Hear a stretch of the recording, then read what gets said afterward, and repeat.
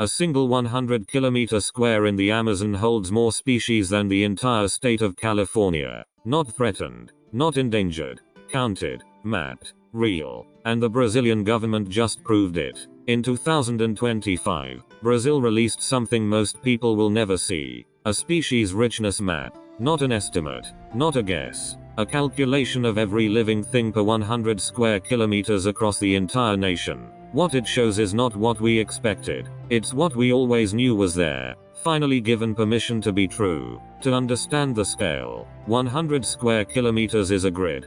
4 squares the size of Manhattan stacked in a row. One grid square in the western Amazon contains 437 species of vertebrates alone. California, the entire state, 423,970 square kilometers, contains fewer vertebrate species than one thumbnail on this map. The scale doesn't widen, it compresses. Everything we thought was exceptional becomes routine. Everything we thought was routine becomes impossible. But here's what matters. It's not new life. It's new recognition. The species were always there. What changed is that someone finally measured it. Someone finally said, this matters enough to count. For 6 years, the ambient grief was the silence. The fires happened. The deforestation continued. The world watched and waited for someone to tell us the cost. The maps showed red zones and burned earth and loss measured in percentages. But no one was counting what remained. No one was saying, look at what survived. Look at what's still breathing. Look at what wants to be witnessed. Then this map arrived. And a hand reaches for a printed page in a quiet kitchen. A finger traces a grid square holding 312 amphibian species, more than exist in all of North America, and something in the chest settles. A breath held for 6 years finally releases. The shoulders drop a centimeter, you didn't know they'd risen. That's the threshold moment. When love for a place stops being embarrassment and becomes data. When your private knowledge, that this corner of the world is alive in ways that defy casual description, finally has a number attached to it. Arithmetic and felt knowledge becoming the same thing. The map works differently than we expected it to. It doesn't celebrate abundance by zooming out. It doesn't sweep across canopy from the air. It does something quieter and more devastating. It holds still and lets the grid speak. Each square is a topology field. Each number is a surface texture. The grid dissolves at the edges not from distance but from the sheer impossibility of containing what's there in something as simple as arithmetic. There are 437 grid squares across Brazil in this map.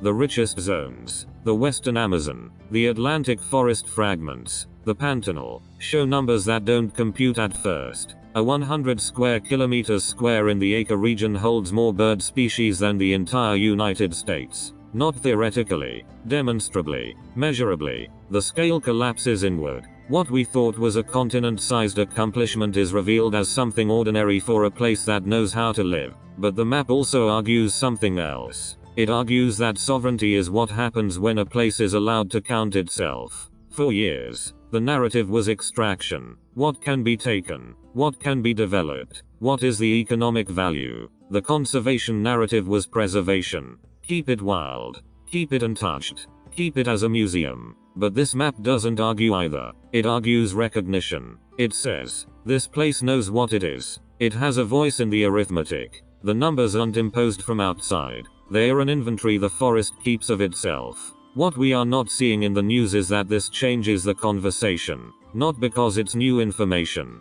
but because it's official. It's counted. It's on a government map. A place you can point to and say, this corner of the world holds 400 species in 100 kilometers. More species than scientific names for all the birds in Europe. More amphibians than have ever been formally described in an academic paper. This is not conjecture. This is the world talking about itself in a language we finally learned to hear. The deepest irony lies here. The map doesn't widen your sense of the world's scale. It narrows it. It takes the immeasurable and gives it a grid. It takes the unknowable and translates it into numbers you can hold. And in that translation, something shifts. You realize the world isn't vast in the way you thought it was. It's intricate. It's dense. It's alive in ways that have nothing to do with space and everything to do with relation. 437 species means 437 different ways of eating, breathing, mating, dying, surviving. 437 different solutions to the problem of existing